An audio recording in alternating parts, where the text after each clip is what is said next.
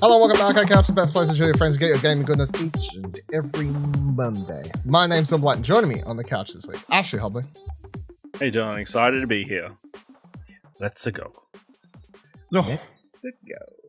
Also here, Kieran Marchant. Let's not go like that, eh? Like, let's...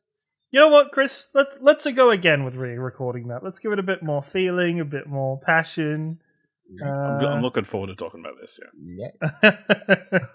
We'll get to that because today on the show, we've been playing games. We've got a few things to talk about. Multiple Midnight Suns, Need for Speed, Unbound, Callisto, Protocol, Evil, West, and Sonic, fucking a million games that people have been playing. Great games, video game podcast. Love that for us. Mario movie trailer. That's what everyone's hinting about. Talking about that a bit later. And a new Aussie convention is apparently happening. Who's making it? Who's in charge of it? No one really knows. Anyway, it's a thing. Let's get into it. I put it at the front end of the show because there's a bunch of big games that just dropped, or games that people have been playing. So let's talk about that stuff first. Ash. Yes. Marvels of the Midnight of the Suns. That's not the title, but yeah, I understand what you're trying to say. Thank you. Yes, varied Marvel's opinions. Midnight Suns. So it's the latest game from the makers of XCOM Civilization, I'm pretty sure. Firaxis. Yeah, it's a tactical... Well, it's a card-based game, kind of, in a Marvel universe. So you are playing... The entity known as Lilith has returned to Earth thanks to Hydra. And apparently the one person who can stop him is her son, or child, I guess, because you can either be a male or a female. Mm-hmm. The Hunter. So Doctor Strange, Iron Man... and the Midnight, there's already a group called the Midnight Suns who are working by themselves. They all join forces to try and stop Lilith from taking over the world. I'm only 4.5 hours in, maybe. You're 2%. Oh, so I've played more than you today, then. Oh, have you? Yeah. Yeah. Well, yeah, I've been working and stuff. You had work today. I thought you were playing the other game we were talking about. I was playing the other game last night, and then I tried playing this game this morning, and then I could not stop. Yeah. It's interesting. It's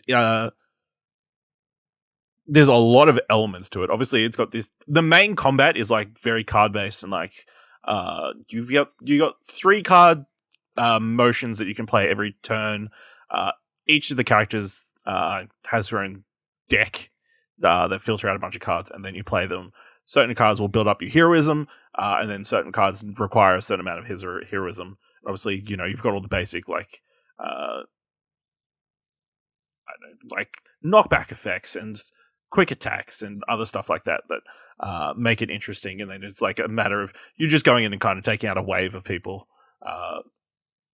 Yeah, much kind of like XCOM, but, without... It takes out the probability element of it. Not entirely. I think the more you play, the more probability starts coming into stuff. In terms of not so much your correct card hits, but I just had throwing somebody off a dock by a portal. It had a percentage chance to happen.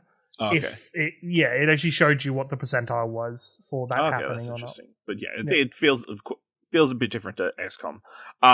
You also are doing a bunch of relationship building and stuff at the home base. Good. Which is massive. It is. The Abbey is huge. The Abbey is a big place. I will say, not the smoothest, moving around the Abbey. I don't think it's especially initially when you first wake up and are walking through the Abbey, it was pretty rough. But yeah, I'm enjoying it so far. Some of the models. I was going to say, on that, I'll just say you're playing on PS5. What are you playing on, Kieran? If you look like you disagree. PC. All right, so then maybe that's a difference. I don't know. Maybe that's the difference. 100%. Yeah, I think I'm enjoying it, but this first 4 hours I feel is going to be a bit make and break for certain people because there is a lot of information and ideas being thrown at you, and not a lot of the combat.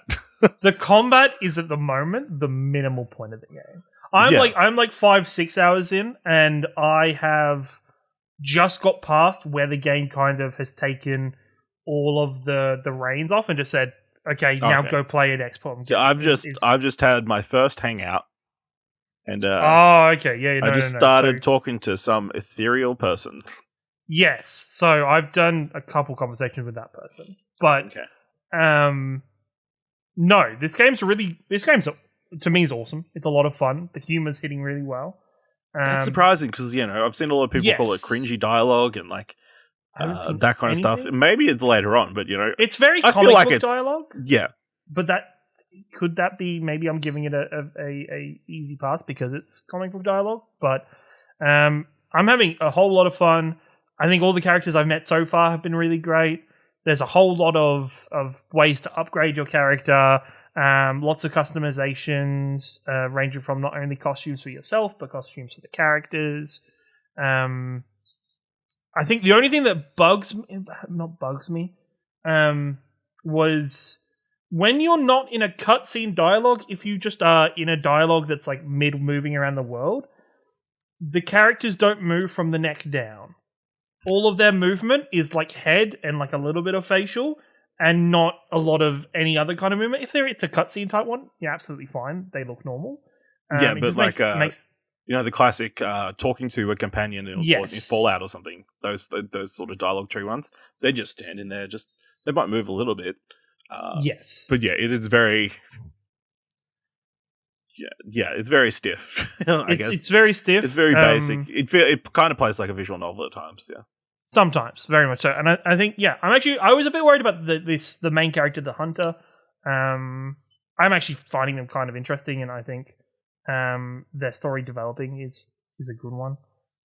Exploring the Abbey for me is the biggest surprise. Like just the range of exploration. Like as you go through, you unlock different abilities for your character that lets you explore larger parts of this open world, and get to do more in it. Like it's very much a hub world, but it's a lot of fun. You talking and interacting with different characters, setting up and doing things like sparring sessions to kind of raise your friendship levels, hanging out, conversations. It is like all of those like Persona, Mass Effect style relationship building, and the higher you get your relationships, the better the characters are, as well as leveling up during combat. Combat's been fun. The combat is a lot more diverse than the card system alone suggests. There's a variety of like different abilities stuff. Or like the environmental stuff is using the environment doesn't use your card play. You can just use that whenever. So you can like, even though it says you've only got you can only play 3 cards, there's cards that let you do the action as long as you get a kill. You can reset and do that. And the card usage. Back. Yeah. So you can like, if you are smart enough and like well decisioned enough, you could probably clear an entire map for that round in the one round, and then there'll be reinforcements that come back in. I think maybe I'm a little disappointed that at the moment for me, the level design of the combat stages hasn't been XCOM level of map design. There's not like a variety of is this because there's like no cover and like you're not moving forward for like it's just arena based, right? It's just an arena. You just get popped in an arena. Yeah, so like in XCOM you'll be like at a gas station, you can move into the gas station and outside the gas station 100%. like that sort of thing. Yeah, so at the moment the arenas are very basic. It is a warehouse. a warehouse or a dock or like a square area. Like I think for the start of the game you're very much centered in New York. But I'm really excited to gain more characters, for more interactions. This has like great Marvel Alliance, like Ultimate Alliance vibes for me, like a new version of Ultimate Alliance in many ways. I'm out of the 2 games I've played this weekend. This is the game I want to play more of right now. The other game I want to play more of, but I'm not absolutely loving, and I'm not finding it as enjoyable as I am Midnight Suns. We will get to that one shortly.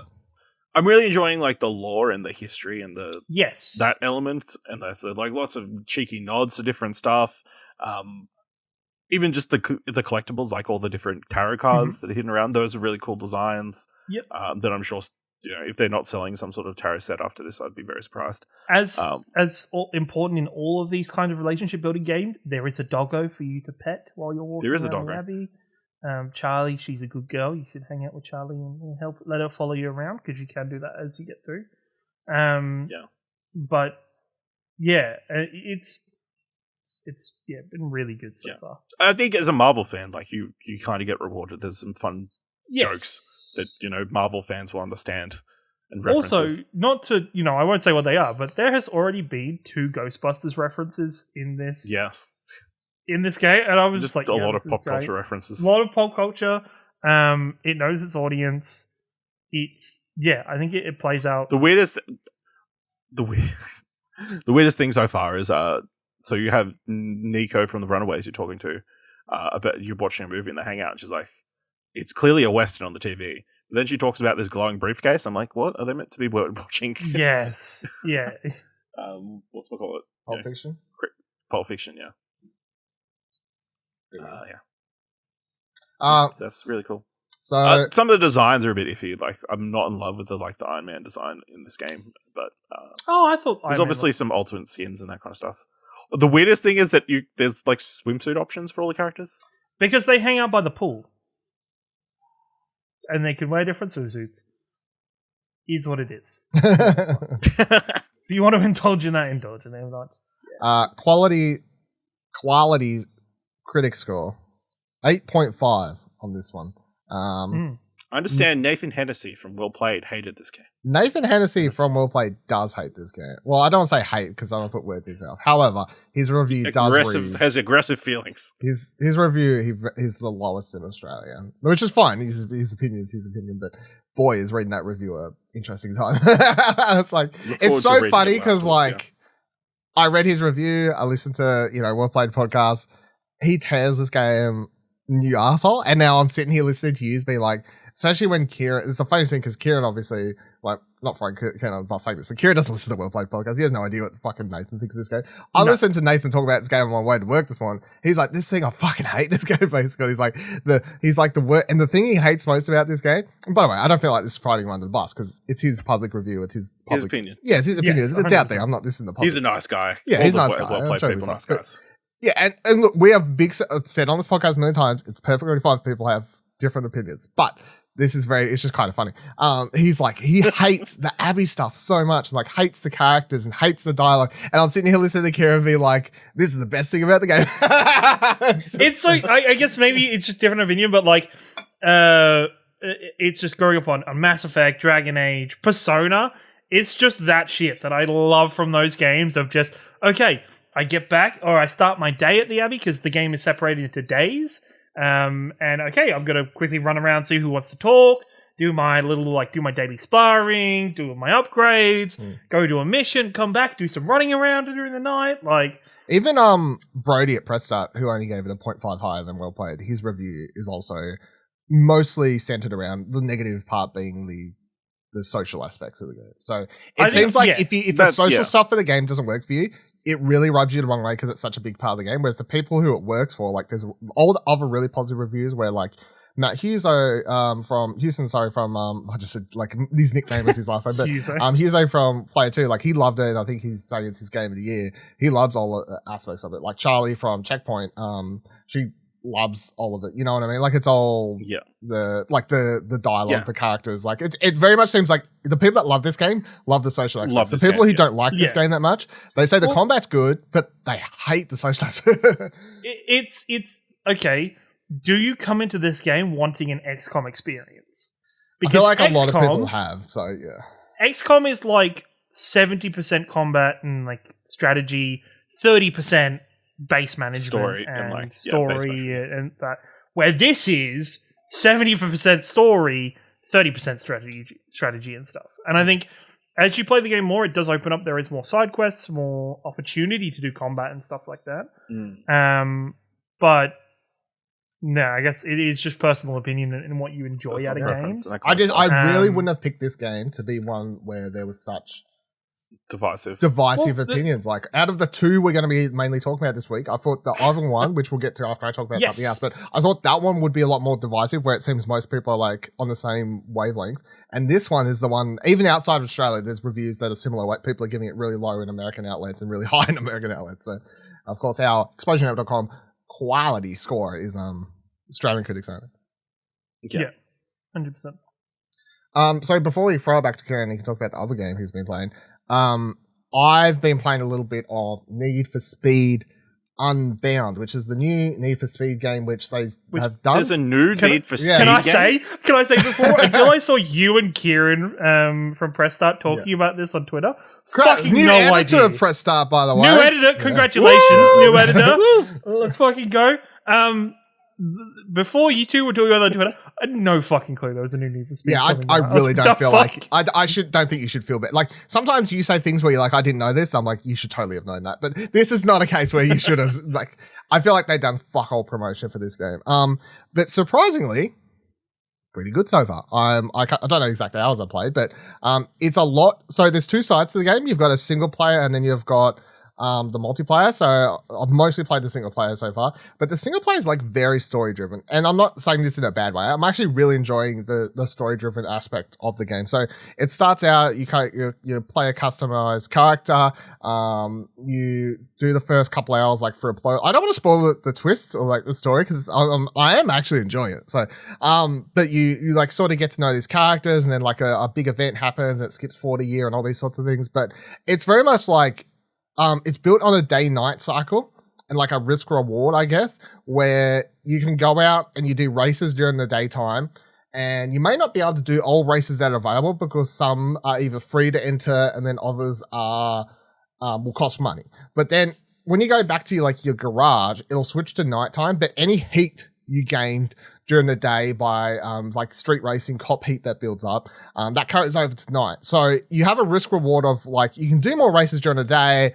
There's going to be more heat at nighttime. There's more cops around, but there's also bigger rewards for races, but there's a higher risk of getting caught by cops. If you get caught, you're going to lose money. You can choose to go back to the garage. It resets your heat on the next day. And you can bank all the money, but you can get caught. So like that's sort of the system the game's built around. The trucks are all like fine and whatever else. The cars are cool.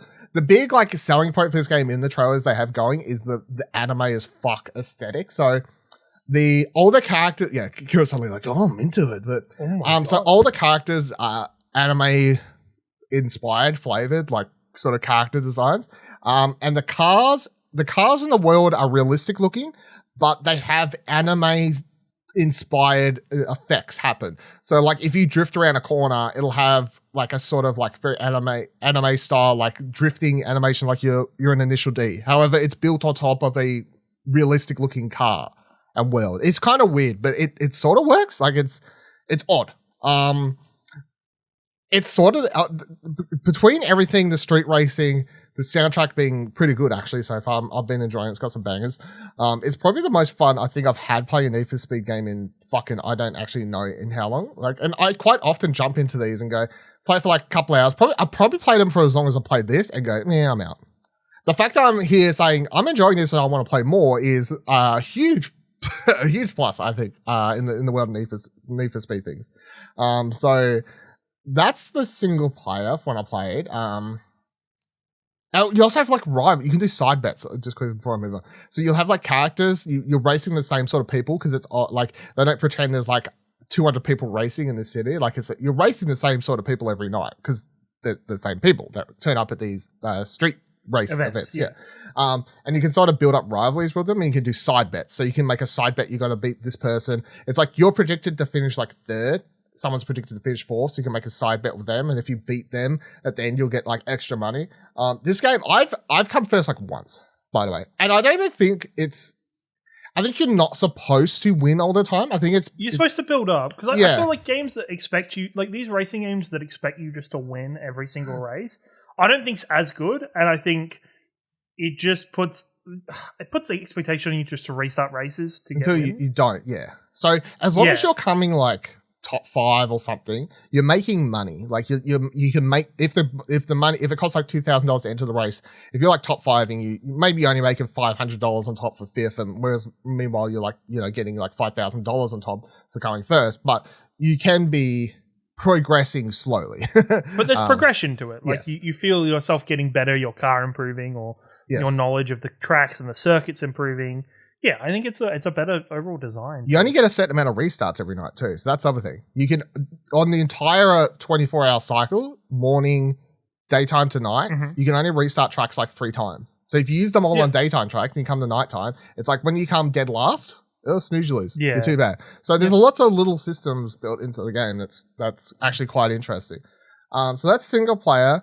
You can roam around this open world city, of course, try and find like billboards and that sort of shit because it's made by Criterion. But the other aspect is there is a multiplayer mode, and they usually try and tie the multiplayer mode into the single player here. And I'm kind of like that they've kept them separate. So when you click multiplayer, you create another character. Same sort of thing. You can do the same character customization.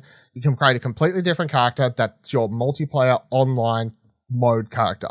And you go into the same city, and now it's 16 players online. You can see them racing around. You can play with friends together, all that sort of stuff. So it's literally like what Forza and all those sorts of things do, where you like everyone's on an online lobby, except for they've made the distinct choice to actually have a single player story, the solo story mode outside, not have the single player mode always online, like have that something separate, which is interesting in this day and age. So in the multiplayer, you can start an event, people can choose to join it, like people will jump in, you'll do a bunch of races, but you can also go around and find all the same collectibles that you can find in the single player mode without cops bothering you, which I really like because there's no cops in the multiplayer mode. And those collectibles do carry over to single player. So there is like some connectivity there, but you are also, your money doesn't share, like your money to upgrade and buy cars in single player separate to the multiplayer mode. All this. So you're building like two different characters and careers. And I don't know, like maybe in the long run if I'll love that, but at the moment, I actually kind of like having the completely different, modes separate. So, yeah, I'm enjoying it so far.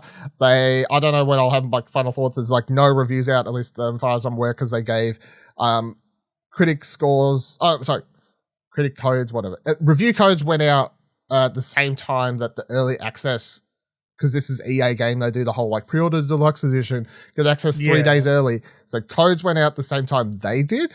So as far as I'm aware, no one's got reviews out. But yeah, I'm surprised. I'm keen to keep playing it over the next week or two. So that is no quality score either. Kieran, the other game we've been playing is the Callisto Protocol. So this is the new game from Glenn Schofield, one of the creators of Dead Space, from his new studio, Striking Distance Studios. How are we liking it? I have really mixed feelings about this game. That seems to be a common... Yeah, I think when this game's good, it's great. When it's not good, it's not so great. It's it is an interesting game in terms of it's beautiful. It looks really good running on the PlayStation 5. Some of the choices they've just made around the combat of this game is just very peculiar and very interesting. I think when you go back to the original Dead Space, one of the coolest and most interesting things about that game... Yes, that will be in January. One of the coolest things about the original Dead Space was learning how to fight the necromorphs. Yeah. It is necromorphs, right? Yeah, necromorphs. Yeah. Learning to fight I wanted to say xenomorphs, but I was like, I don't know. That's alien. No. That's alien, thank you. The necromorphs is learning how to fight them, learning that you need to start aiming at body parts, you need to disable them slowly, and kind of that learning. That literally has writing on the wall in the first 30 minutes, someone's wrote in their blood, cut their limbs, or cut their limbs off, or whatever. Yeah. Callisto Protocol is not that, doesn't have that depth quite to it. A large part of Callisto Protocol is just its focus on melee-based fighting and melee-based combat, where you're supposed to get kind of in close to enemies and using your electrical baton that you upgrade throughout the game to hack away and to beat away at people. You do get guns and you get those weapons, but those are better used when you finish a combo. You can like do a quick shot that'll automatically like aim and everything for you. But that's really all those are for. You do get the one item I think is actually kind of cool is the good old fashioned gravity gauntlet, which lets you like pick enemies up or pick items up and just toss them into things or toss them into other enemies or into like spikes or explosives that are around the map. That's really fun. The biggest problem, and I think this is the biggest problem for a lot of people playing it, is the dodging mechanic in this game is very different and doesn't work as soon as there's more than one character on the screen. Pretty much anytime an enemy starts to attack you, you have to hold the left stick either to the left or to the right so that the character automatically dodges the attack. there is no timing window. There is no kind of sweet spot. There's nothing of that. It is just as long as you're holding the direction as the attack comes at you, you will dodge out of the way of it. So it does. Some of them times it does matter which direction you hold because you can roll into or dodge into the arm that's swinging at you. But it is interesting because you almost get into the habit of when you get into a fight, just holding one of the directions, waiting for the creature to swing at you so you can dodge, start hitting it, or if it's doing more, you have to like kind of dodge a couple times in a row before you hit it. As soon as there's more than one creature, it's really fucking annoying to play and control because you could be holding left to dodge a creature and then one of the other creatures attack you and it kind of swaps your perspective and dodges that attack and it could put you in a worse position overall to be in against the rest of the enemies. On top of that, the dodging mechanic, it takes a while to get used to. It's cool. I like it when it's one-on-one. When there's one-on-one, I'm cool. I'm enjoying it. It's actually kind of fun. As soon as you get into a room that has multiples and you quickly learn as soon as you're in a room with multiple, you need to figure out where all the environmental damage is and like start flinging them with your grab gauntlet into that because they're generally insta kills if you find one. And just thinning out as quick as you can before you start going into a fight. The controls aren't that smooth. They are a bit clunky. You do upgrade and get more movements and more abilities as you play through the game with what you collect in the world. On top of that, as we've already seen from the trailers, and as you know, there's a season pass with death animations. Death is like a focus almost to the point that you start to think somebody in the team gets off on dying animations and death animations and murder porn and that kind of crap because it is such a focus of, and you're expected to die. The combat is hard enough that you're expected to die that you can, and then there is a whole range of animations. Problems are, if a game where you're expected to die, it is not quick to respawn. It is not quick to respawn. You have to watch the death animation every time. Even if you've seen it before, you have to watch the full thing. The save points are set save points. Even if you do a manual save, it'll just take you back to the last rough autosave. Like, it won't take you to the manual save you did. So if you try and do the thing where you're like, okay, the autosave's here, I need to... Like, last night I got stuck into a bit that was like, okay, I need to load, run over here, throw one into a fan, pick up a collectible, pick up another collectible, run to the room that I was dying in, and try and do the fight. So I was like, okay, I'll do the collectible and the one monster that's really easy to do. I'll save before I go into the fight. That'll make life easier. Doesn't work like that. Every time I died and had to restart, I had to do the collectible and the other monster every single time before running in and potentially dying again. It's frustrating. The autosave is often enough that you can actually get caught out and autosaved in a moment where you have either, say if you have a fight where you use your resources kind of badly, you take a lot of damage. If it autosaves after that, that's really frustrating because it's like, okay, how do I... You now have to manage your health and manage everything else going forward past that. Even if you die, when you come back, you've got the same health, the same amount of health kits or anything, or the same amount of ammo you had previously. So yeah, combat is... It could have been so much better. There is the potential for the combat to be really fun and the combat to be really good in this game. It just wasn't. It just hasn't so far. On top of that, the game is very narratively linear, where it's you know, the basic subplot is the main character crashes on a moon that is used for a prison, gets put away in prison, and then you have to fight your way through the prison to try and escape this monster disease that's happening and turning and mutating people. It quickly settles into the tropes of, there's like one other character at the moment where he is my like companion, my like man in chair, if you will. Else? Pardon? Is this Sam Witwer? No, Sam Witwer is like he's the captain of the guard of the prison. Right, okay. So he's a bad guy. Yeah, He's a bad guy. But no, this other guy who talks in a British accent, he's a alliance, and he calls you brother a lot. He's alright, he's a cool guy. But it falls heavily into the trope of, okay, you meet up with him and he's like, okay, we need to do this, and this. But to get there, you can't come the same way as I've got to go. Because I've been here for years and I have privileges. And you don't have privileges, so you're going to have to go this convoluted way to get there. And you're like, okay. And that happens like 2 or 3 times in a row so far. I played like 3-4 hours into the game. That was like 2-3 hours, and every time I'm like, motherfucker. So obviously I understand the game wants you to be alone, and it wouldn't be as scary if you had another person with you the whole time. I get it, but it's just shit narrative excuses. Yeah, it is very linear. There is very little or very few alternate paths for you to explore and travel. Exploration in this game is very minimal. There are some collectibles. Okay, minor rant, and I feel like I've ranted about this before, and I should rant about this every time it fucking happens. We are in 2022. Is this about audio logs? Yes. Yeah. Don't make me sit in a menu to listen to audio logs. Let me play them while I'm walking about. You fucks! Like, as soon as I'm not listening to an audio log for the rest of the game. I agree. If a game's doing the whole audio log thing, even if I would want to listen to it, I'm like, I'm not listening because you're making me sit here for 5 minutes. I would listen to this if you still let me walk around. But. Yeah, if you let me walk around while I'm listening, fuck yeah, I will listen to every single one. Give me the option to walk around while listening. Yeah, it's just it's frustrating. So yeah, that's that.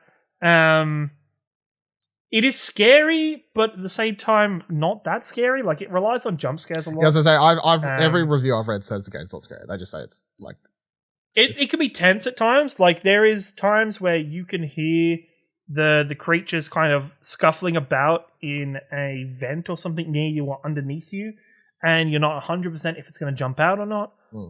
That could be tense and fucking scary, and there's a couple of times that it has got me with you motherfuckers and yelling at stuff. I can't remember what review the other ones are these. It might have been press start. They were like, it's more Dead Space 3 than Dead Space 1. Right. Yes, 100%. It is more, and apparently I've read, and I'm apparently the later you get into the game, the less it becomes a horror survival game, and the more it just becomes a straight up action game. Yeah. Which is more Dead Space 3 than it is Dead Space 1. Which is sad, because I think this has the potential to be really good. It has the potential to be a good survival horror game. It has those makes. I think I've actually gotten the character in some ways has gotten too strong too quickly. Like, I think the moment I got the gravitational gauntlet thing, which was in the first hour or so, like the first couple of hours, like, that made life so much easier. Like, you just like fling people into space, or like just drop people off the side of maps, or it does take some of the difficulty out of some of the fights. There is only, like, you have limited ammo or limited charge on the gauntlet, and it does slowly charge in between combats, or you can find batteries to automatically do it. I'm a little bit over opening things and a little slug type creature jump out at me, because it's just like, okay, this is no longer scary, this is just annoying, because it just means every time I open stuff, I can no longer look at my phone while I'm opening stuff. I have to be just in case ready to press the triangle button. How dare they make you not want to look at your phone? No, but it's like, I get it once or twice, but when it's like often enough that you just have to expect it out of every single one, it just takes, it's no longer scary, it's just an annoyance. It's just maybe that's just a pet peeve, but yeah, it's just an annoyance. Mimics. Fucking mimics. Yeah, no, it's a good game. Do I think I'm happy about the fact that I spent $90 on this game? No, I'm not. I'm not overjoyed that I spent $90 on this game, because apparently, and I don't, it's a reasonable length experience. I don't think it's out of it's probably 8 to 12 hours. Yeah. So, running into it, I think it's good for a weekend. Apparently, it's really good if you've got a partner or somebody you hang out with while you're playing games. Apparently, it's a great watch game. It's just, it's frustrating. It isn't quite hitting the points. Like, it's sad that I have to play this game and think, oh, okay, I think the Dead Space remaster is going to come out and absolutely crap on this game and just point out all the things that this game does wrong. It is, it's an experience, I think. When looking into this weekend, if you had said, okay, what out of the 2 major games that are coming out, Need for Speed and Callisto Protocol, which of the Marvel's 2 are you more Midnight excited for? Yeah, Marvel Midnight. Yeah, you said Need for Speed. I did. I said it on purpose. I was throwing it a bone. I was pretending it was a big dog. Pretending it's a big dog. No.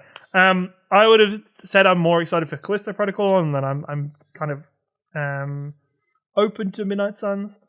I think Midnight Suns is the game I want to go back to. It's the game I'm having fun with. Yeah, it's a weird situation. I think a lot of people had high expectations, including myself, for Callisto Protocol, and it hasn't lived up to those standards.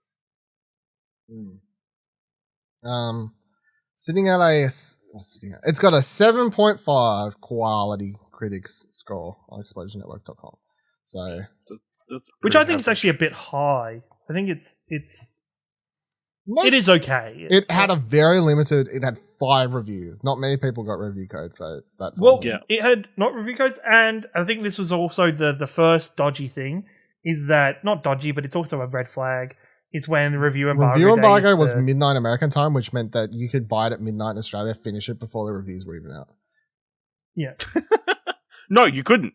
Why? No, you couldn't. It wasn't available digitally. It wasn't available digitally. Oh, you could pick it up you could pick it up at 9 a.m. at EB Games and still 9 a.m. finish you would get before. 3/4 of the way through. No, you could. People are saying 8 to 12, so you could definitely, if you went straight home at 9 o'clock, you could get home and finish it before the review embargoes. No, I think it was like 2 o'clock. Okay. No, 3 o'clock your time. I think it was 3 or 4 because I remember maybe people in New Zealand they might have been able to do it. Yeah, but still, it's one of those really weird ones where it's like, why? Yeah, I will say. This is where you guys win for fucking physical media bullshit. Hey, I'm not. I'm a little bit of both. I know. Where Ashley is, it is so annoying that Midnight Suns on Steam didn't unlock until midnight midnight this morning. And then on top of that, Callisto Protocol was like 4 o'clock in the afternoon yesterday. I'm like, motherfuckers, just have it region locked. Don't global release shit. Fucking hell. Feels bad. That's weird. So, all right. Before we get into some news, just I know we just sounded like we had a bunch of reviews, but they were like early impressions, early impressions for all of those games. But I say one thing that I just remembered about Midnight Suns. Yeah, like you start the game, and it's got all these difficulty options. They're all locked. There's like a ton, but there's like 10. Yeah. So you're going to replay this entire game again? No, because you can swap the difficulty as you play. Oh, that's true, yeah. So as you go into an encounter, as you start progressing in the game, you unlock more difficulties, and then you can make the encounters harder to give yourself more loot and more benefits out of each. Doing Diablo. Yeah, it's the Diablo / XCOM-esque kind of thing. Talk about difficulty. There are also real quick. People keep saying Callisto Protocols. Like I've seen two articles from different websites with the same idea, which is, hey, play Callisto Protocol on easy. It makes it a way better game. I was thinking about swapping the difficulty because apparently the combat is still challenging on easy. But maybe you guys just need to get good. Yeah, that's the argument I've seen. Ash, no, all right. If you're going to tell me to get good, no, play Callisto. Not to throw anybody under the bus, but Luke from Checkpoint was like, see all these reviews about people saying it's too hard. Maybe they should just get good. How many fucking websites do you want to start a fight with in one podcast? Like, gee whiz. Everybody but Checkpoint, apparently. Ash loves well played. He would never start a fight with them. No. Great guys. Nathan's great. Yeah. Very tall. Very tall. So, that's just throwing a very tall. You're standing next to Zach, so. Anyone stole next to Zach. I mean, what?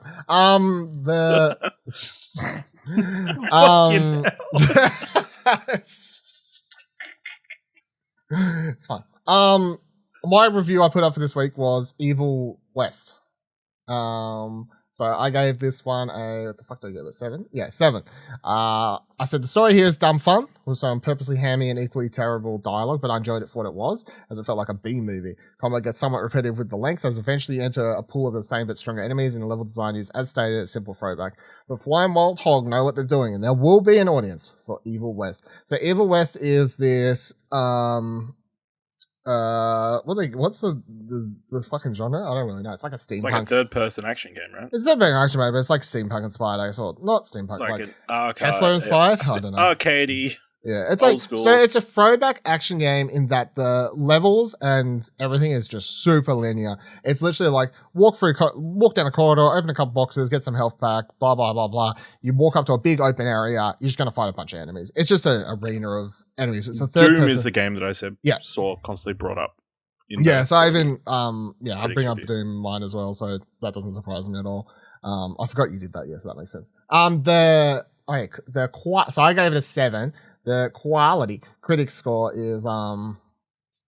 7.5. So pretty close to the overall thoughts there. A lot of higher scores like Ash Everett Well Played, gave it a 9 out of 10, 8.5 from Press Start and stuff like that. So I'm like on the lower end, but like not super low, obviously.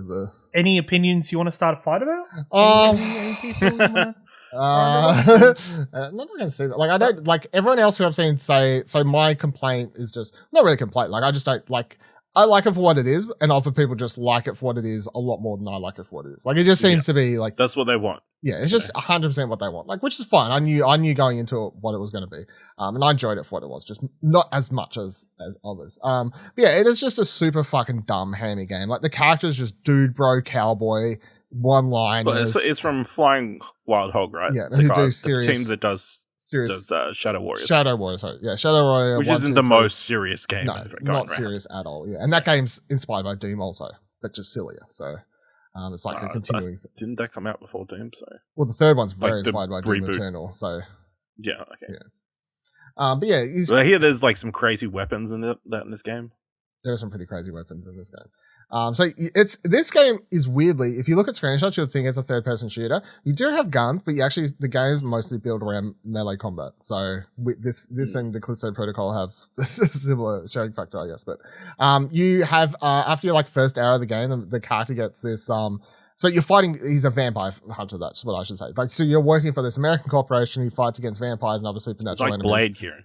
Yeah, kind of. Yeah. Except he's not a vampire. He's a cowboy.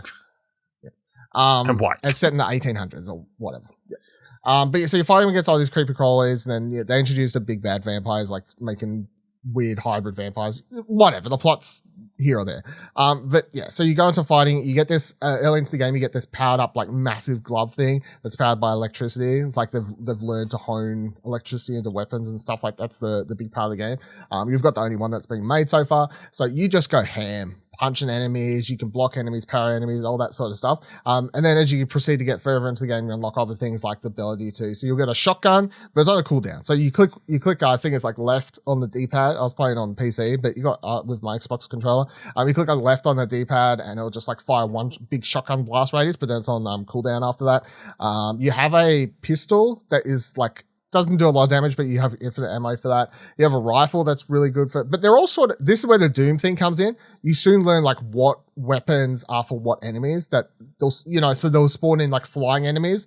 You got to save your rifle for that or like a certain power up for that. So it is that thing of like, if you use your shotgun thing too early for no reason, and then a bunch of enemies that spawn in that you would easily get rid of with the shotgun, you're suddenly like dead, and I died like a fair few times this game. Like I wouldn't say it's like super hard, it's just you can like if you just make a mistake, you fuck yourself, and you're like, okay, well, next time I know that this enemy is going to come in and or whatever, in this boss fight he does this move, and I'll just make sure I don't like use that, or I'll save this power up for this, or what have you. You do have a few like health rebirth things, and there's a skill tree where you can even change you can unlock skills that give you like more points towards your power up meter, to your health, and all these other sorts of things. Because as you do wail on and punch enemies and shoot enemies and stuff, you build up this power up meter, which if you build up to the maximum amount of bars, you can like activate this go ham, just spam the punch button, and he like slings himself around and fucking electricity punching and destroying everyone, which is pretty good.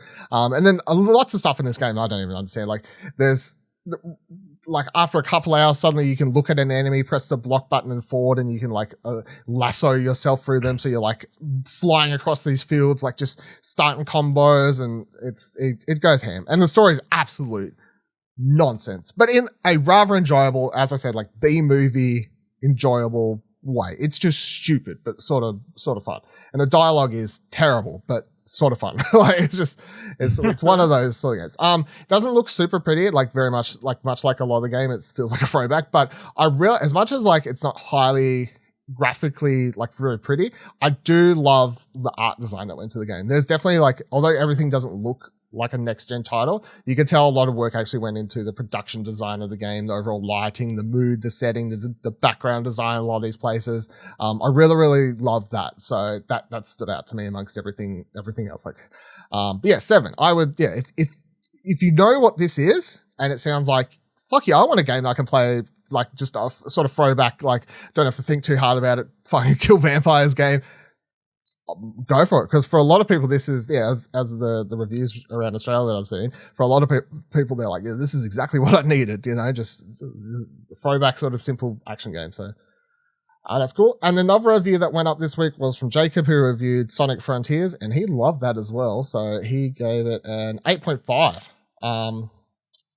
Overall, saying Sonic Frontiers is great, but could use some polish in some areas. Saying that I thoroughly enjoyed my time with Sonic Frontiers. The game feels like almost anyone could enjoy, and even as a lap fan, I could follow the story and feel for each of the characters, and most of their plots were relatable.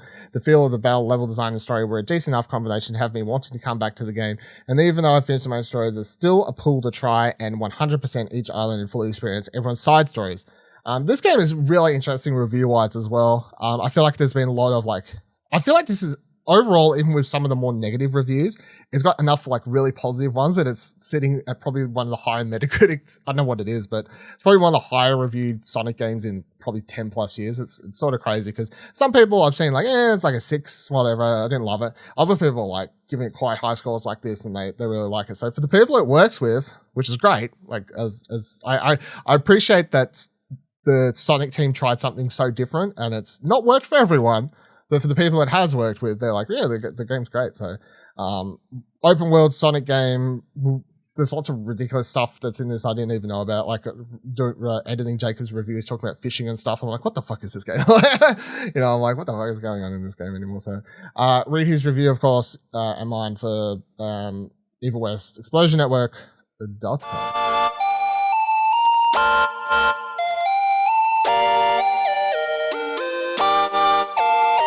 Let's get into the few news stories for this week. So firstly, shout out to Australian developer Drydock Studios for picking up Wildflowers, winning the App Store Award for the best mobile game. This came out a couple months ago. Will reviewed it for us on PC, not the App Store, but he gave it a 7 out of 10. But yeah, so really cool to see an Australian game winning best game somewhere for a start. And then we'll see how we can go above the things like Code of the Lamb coming into Game Award seasons from multiple outlets, including, of course, the Game Awards. But yeah, shout outs to Melbourne's Studio Drydock. We're talking about Australia. There's apparently a new event happening, so everyone's thoughts. Do you want to know how I heard about this event? Go for it. My mum told me. Really? How did she know? Yeah, because as I found out recently, she follows Explosion Network stuff on her Facebook. Does she? So, yeah. So she gets all... Like, the other day when I was, like, giving her Christmas ideas, she's like, did you just copy and paste all these off the Black Friday Explosion Network article? I was like, no. I just like that. I like this idea of your mom just getting all her like gaming and entertainment news via Explosion. She does. She's like, yeah, we're going to this new game expo in Melbourne. We'll take the caravan. I was like, all right. That's what we need. We need to post more stuff to Facebook. That's what we need. Apparently. Yeah, just random stuff, like not just articles. I'll start posting fake news to see if I can like seed it through your family, like fake news. Yeah, I only post it to Facebook. I won't post it to Twitter anyway. It's just as a test or something like that. So yeah, a new video game expo has been announced this past week. It's called the Game Expo, which is the worst title ever, but it's happening March 11th to 12th at the Melbourne Convention Exhibition Centre. Of course, the same place that PAX happens every year. At first, no idea who was running it. They did eventually update the page and say it's being run by a bunch of people who've done other stuff. So like you've got Hayden, they list all their gaming names, which sort of annoys me, but whatever. Hayden Hayes is listed as event director. He's a co-founder of Events Engine and Kanga Esports. Justin Ultimate Sacrifice, technical director, and Daniel Berserk as marketing director. I know Daniel, and I know, well, I don't know this person, but I know who Hayden and Daniel is. I didn't know who Justin was, but that's fine. The description for the place is the Game Expo was formed by members of the gaming community who have come together in collaboration with decades of experience in gaming events, producing activations for the industry or to support their favorite games and find more people to play with. This is a homegrown expo from the teams behind numerous fan favorite gaming lands, pop culture shows, and esport events, including BAM, Battle Arena Melbourne, The Big LAN, It's Gaming, Kanga Esports, Events Engine, and more. And then on the thing it says, what will you be doing at the Game Expo? They say you'll get to dive into esports tournaments from beginner to pro level. You can show your creativity and meet creators showing wonderful cosplay artwork and meet YouTube or Twitch content creators. Relax, enjoy gaming of all kinds from tabletop and card gaming to console free play and massive BYOC PC plan, and see the games from indie developers up to major publishers. Whatever you love in the gaming community, it's at the Game Expo. So the Game Expo is also, as seen in the logo, the whole sort of shtick, I guess if you want to call it that, is they're dividing everything on the floor and apparently will be on the map, is divided up in colors. So red is going to be tournaments, community and competitive esports, console, PC live tournaments, etc. Yellow is going to be Expo Hall for tech and gaming brands, explore new games and tech at exhibitors booths, try demos and complete event quests. Blue is going to be creative, show your love of gaming, meet your favorite streamers and content creators, witness amazing cosplay and live performances, and discover the talent of fantastic artists. And then green is free play. Everyone is welcome to play. There's fun free play all over the show of special designs for console and PC play, as well as dedicated tabletop gaming zones where you can learn to play for free, library of board and card games, join tournaments, and more. Tickets are available right now. Weekend tickets are $40, so it's not super expensive. VIP tickets are $250, and the BYOC tickets are $80.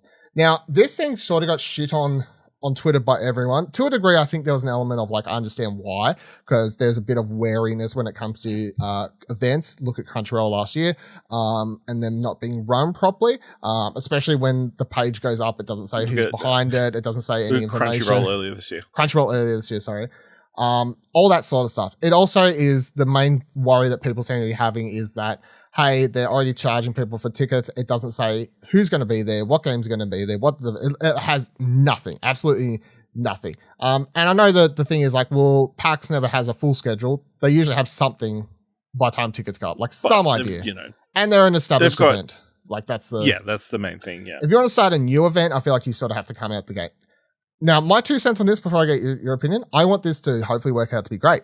In my mind, I want them to work well, because as far as I'm aware, that everyone behind it, at least from the two people I know, Daniel, I've exchanged emails with because he did marketing at one page for a few people and things. So I've talked to him, and then Hayden, I've read stuff about him and interviews and stuff from over the years, for the Kanga Esports and stuff. So these are people that I've never read bad things about, right?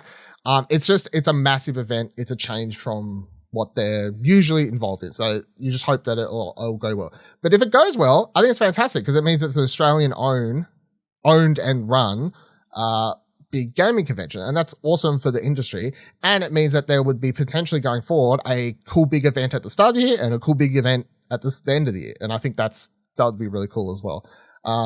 Kieran, what's your 2 cents on everything happening?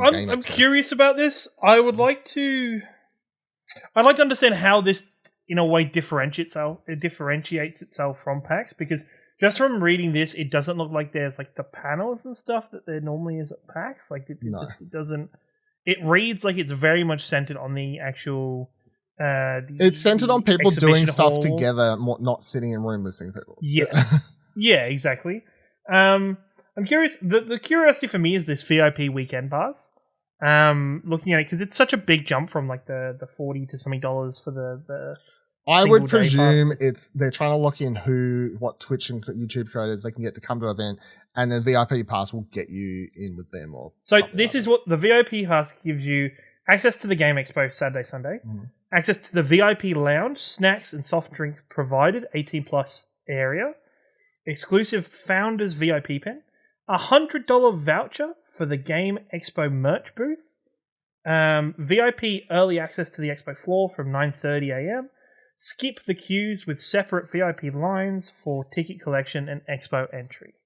Okay, that's actually better than what I thought it was. That's sort of if the event actually turns out good, if the event actually turns out good, that's sort of worth the money.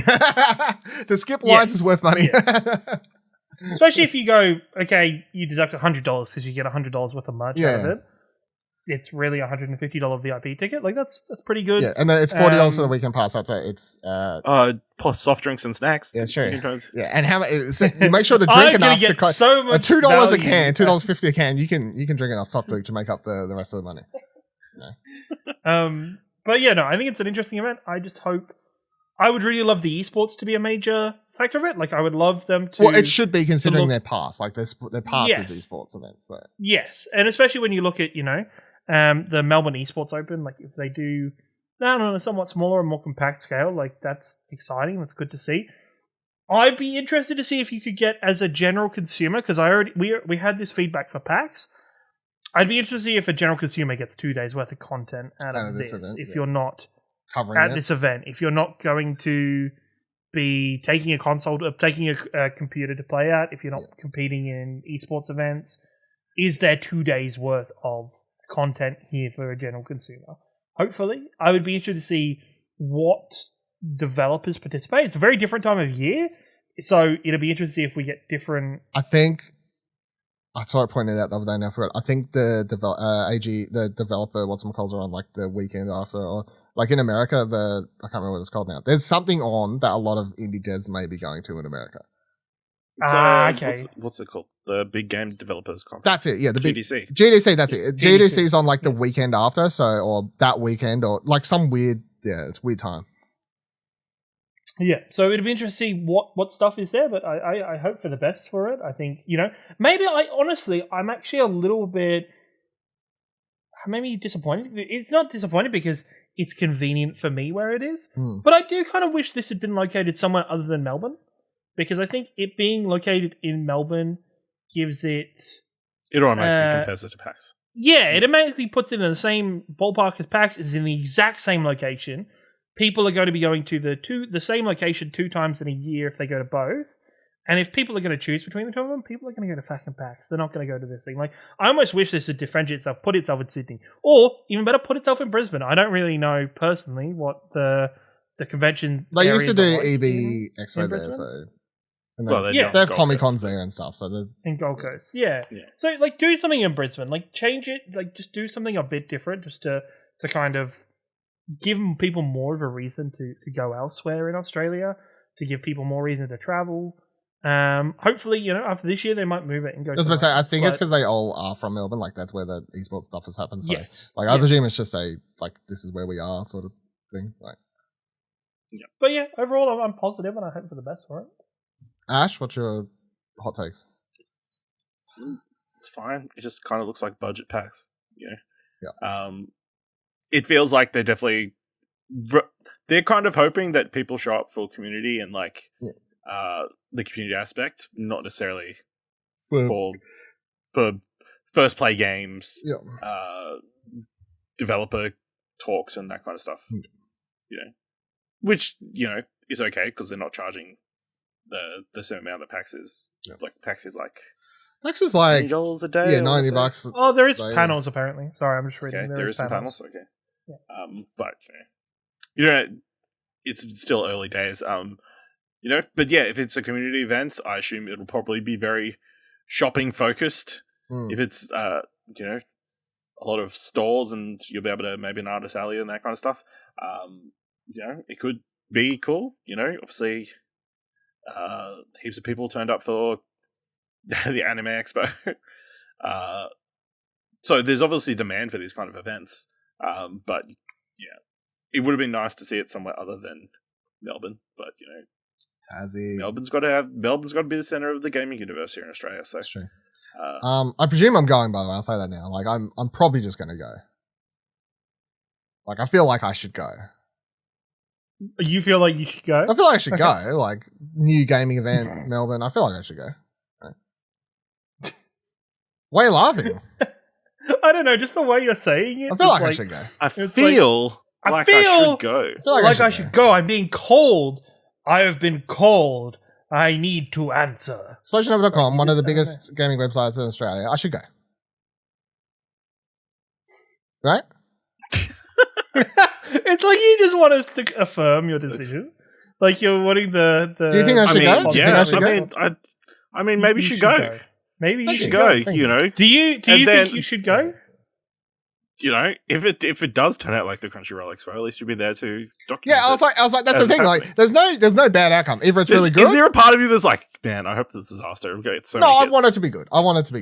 But he wants it to be good, but if it's shit, it doesn't matter. It's still funny. Like it's just he also wants to be 2 for 2 on gaining some kind of infection or disease while at that's it. Like, what's the worst thing that happens? I'm just like, man, this event was terrible. Like, I'll laugh about it, write something about it, talk about it on the podcast. Yeah. Like, what's the, you know what I mean? Like, what's the worst thing? What's the worst thing? If it's great, I'm like, oh, I was at the first one. Yeah, it's cool. I just think the fact it's sort of come out of the blue, like. There's no build and initially there was no information about who was running it or anything. Yeah. That was super sketchy. Even though like on the website it was like announced in 2021. Yeah, that was other that was other things. So. Like, oh, this is the thing. Yeah. Bit weird. We'll see. You know? Keep my eye on it. I feel like as long as it does not fall apart, I should definitely go. The Game Expo, if you want us to come and be your big headliners, we're more than welcome to come. Oh yeah, I'll come do a podcast. Yeah, if you want to hook us up, put us in a hotel or something, we'll do one of the podcasts live on stage. Yeah, we'll do some sort of shenanigans. We'll host other panels if you want us to. I'll chug a beer and just listen to Stone Cold Steve Austin scene or some shit. I don't know. Yeah. No, to Carry On My Wayward Son. Yeah, Carry On My Wayward Son. Just skull a beer. I don't know if that's very beer scully word. I'll super kick one of you off the stage. I don't know what the fuck it is. All right. Final news story for the week. The Super Mario Bros. Movie trailer's come out. Ash has been super excited to talk about it all show, of course. So this is the first like proper really good official trailer. The last one I'd say is definitely more of a teaser. I don't know if that's what they called it, but it was definitely more of a teaser. This one we get to see everyone. We get to see bloody Mario. We get to see Luigi. We get to see Peach. We get to see Yoshi's. We get to see fucking everyone. Get to hear more Mario talking. You get much more better idea of what the general vibe and style of this movie is going to be. Because the first one obviously was mostly focused on that Bowser sequence, and then the quick like Mario Kingdom, here I go. Mushroom Kingdom, here we go. Yeah, that's Ash, you're putting way too much character and Marioization onto that voice. Strip that shit back, okay? So, I want to give my thoughts before presumably everyone else shits on it, because I feel like Kira's just going to shit on it, and I know how Ash feels, but I feel like he's going to shit on it because it's his bit at the moment. But I liked it. I gotta be honest. I'm down. I went from being like, man, Chris Pratt's Mario sounds terrible to I gotta like the vibe. I like the vibe because the trailer is like Mario is just like this is like baby Mario. Like this is his first adventure. This is the first time bloody Bowser show. Mario is an isekai. Yeah, like he's been isekai'd here. He doesn't know what's going on. Princess Peach and Toad are really the heroes of the story. Like it's just everything's going on. Luigi's the princess in the castle. I don't know. Like I think it looks great. I love all the character designs. I think the humor's funny. That part where like Bowser's pulling on Luigi's mustache and like pulls off that little twing at the end. He's like, ah! Like it's just and again, this is being made by Illumination. I like the Minions film, so I just gotta put that out there. Also, like they're another franchise that, of course, a lot of people shit on, say the Minions suck, but I actually find them funny. I'm down. I'm pretty excited for this. I'm gonna be completely honest. I went from being this looks terrible to I don't love Chris Pratt's Mario, but I can live with it. Like for the rest of the movie, everyone else looks so good to me. Everyone else looks fucking great in this movie, other than Mario. That I'm down. All right, go, Kieran. Before you explain. This is. I think no. I'm not going to be spoiled. I just think it is my biggest benefit and the biggest shortcoming of this trailer is how much it shows how much of a great job they've done casting. Just fucking Toad with being like, we can't find. We're too adorable. Like there's just so many funny bits. Like I was like, look, this trailer looks great. I think it looks really good, and the teaser trailer looked really good. This looks great. All of the other characters, awesome. Luigi, I'm a massive Charlie Day being Luigi fan. Like I love the shit out of that. I think we got to see more Peach. Peach sounds great. We got to see the inclusion of both Donkey Kong and Donkey, I think it's Diddy, fucking Cranky Kong. Yeah, everyone's in there. Like in there, every Mario character. Fucking Rainbow Road. Yeah, come on, man. Rainbow Road's in it. Like I think so much of this is good. It's just detracted by Chris Pratt, and it highlights that a little bit too much in some ways. You know what? I'm with you when I'm going to go watch it. I'm going to enjoy it. I'm going to have a fun time. Double thumbs up for me, by the way. One up, one down. But like, I'm going to have a good time with it. It's just this further highlights that, and like, you know what? How minimal is Chris Pratt's voice in this fucking trailer? That's my point. Like, they did a great job of. That's why everybody's raving about it, because Chris Pratt has barely any lines in this. It is. Let's go. Okay, let's go. Let's go. And then it's like a bunch of yes and I can do this, and like get it off of me. You know, that's it. I'm like 50% sure it's actually Chris Martinet doing the Wahoo. You know what? That was the best part of his character. Like that was his best. Yahoo! Like in the car. Wait, also, it's interesting to see how people spell that. Yahoo. Wahoo. It's W. Isn't it? W-A-H. Yeah, W-A-H-O-O. Yeah. It should be Wahoo. No. Wahoo. Wahoo. Yeah. W-A-H-O-O. How do you spell it? How do you spell it, Ash? How do you spell it? Yeah. Yeah, you're about to say W-A-H-O-O, aren't you? Yeah, it'd be a W. Yeah. Yeah. Wahoo. Yeah, but I've seen people type Yahoo. Nah, if you Yahoo. Well, that's different. Sound it out. What's he fucking say? What's he fucking say? He says Wahoo. Wahoo. All right. Well, fucking go to English, motherfuckers. Jesus Christ. Does he say it in every language? The subtitle in the trailer is Wahoo with a W. So okay, good. I don't hear these fucking Americans tell me how to say word Mario. It's fucking Mario, dude. Mario. No, look. At least it's not the English way where you say Mario. Mario, yeah. That is the abomination of all pronunciations. Is Mario, which I used to say. There's so many words that I used to say that I cringe at. Sorry. Here's my question. It's pretty evident that, Peach is not being kidnapped by Bowser. Nah, I love that. In this trailer. No. So my question is... battle axe. Yeah. Sorry. Yeah. Why does Peach even need Mario? Hopefully he dies. She does. Hopefully Mario fucking dies. It's really a Princess Peach movie. That'd be great. It's, because she's holding the fire plants. She's got a battle axe. She's got all the plans. She's got all these loyal toads. It very much seems like Mario is in the dumb, hero arc, like falling into becoming a hero. He's not the hero. He just falls into it. That's the... It's like, I can't actually leave my island because, magic. So you need to do it, Mario. Yeah, there'll be some shit. There'll be some excuse, Well, she's driving on Rainbow fucking Road in the end. You see her on her bike. Or maybe she did some spell that calls in some hero from another universe to some destined hero to stop the Demon Lord. Maybe there's just a prophecy. Maybe it's just the classic prophecy. Because Bowser seems to already know about it. Even though that is the best part of the trailer is Luigi being like, what? Just because there's somebody that looks potentially like me with the same clothes but a different color with the letter of their name on their hat, you think it's something to do with me? No, you think we all know each other? It's racist, really. We'll also say the music is fire. The music sounds so good throughout this trailer. It's all right. Yeah. I mean, it just teases at the Mario score, the classic Mario score. I don't know, but even just that opening, which we got in the trailer, like that. I like that stuff. I'm upset we didn't get Seth Rogen actually talking as Donkey Kong. That's the only thing. We'll get it.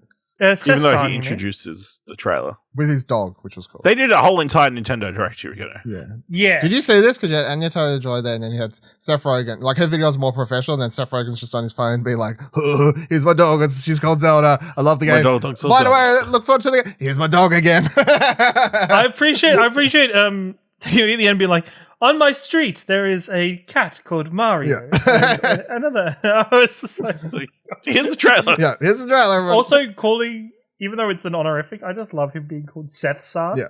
I'm like, Miyamoto's like, thank you, Seth-san. Yeah. Thanks, Seth-san.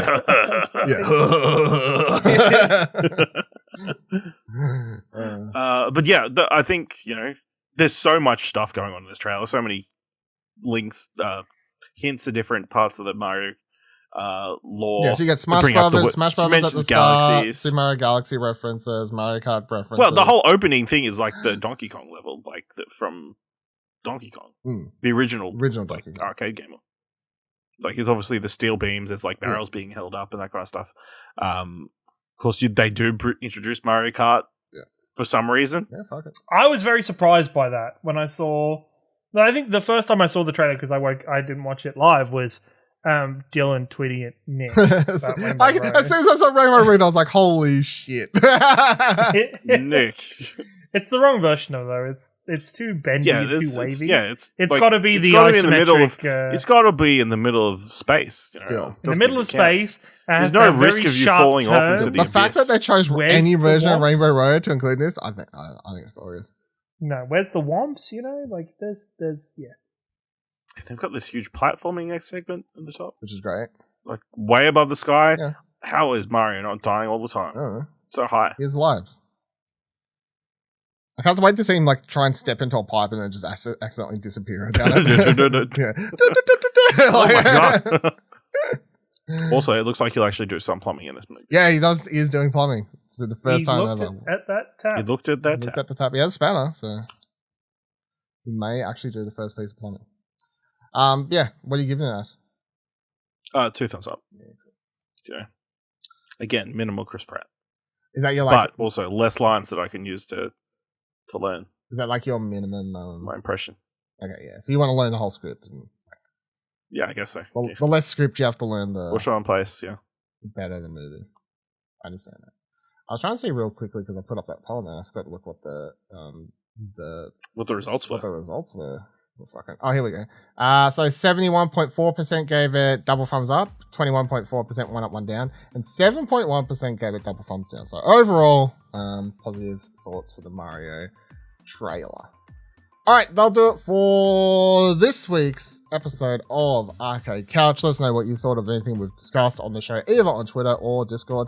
ExplosionNetwork.com/Twitter takes you to our Twitterers. ExplosionNetwork.com/Discord lets you join our Discord. If you like this episode and want to spread some Christmas cheer to all of us here, head on over to ExplosionNetwork.com/support. Donate as little as $1. It would be greatly appreciated. And until next week, same time, same couch. I think I'm going to post it early next week and just say fuck it because it's the Game Awards and just post it early and not have one up Monday. I think that's probably what will happen. So look forward to that. But Game Awards, of course, is on Friday, 11:30 a.m. It's up. If you want to know all the times, that article will be up by the time you're listening to this on ExplosionNetwork.com. But yeah, look forward to the Game Awards. We'll see you next week. Goodbye.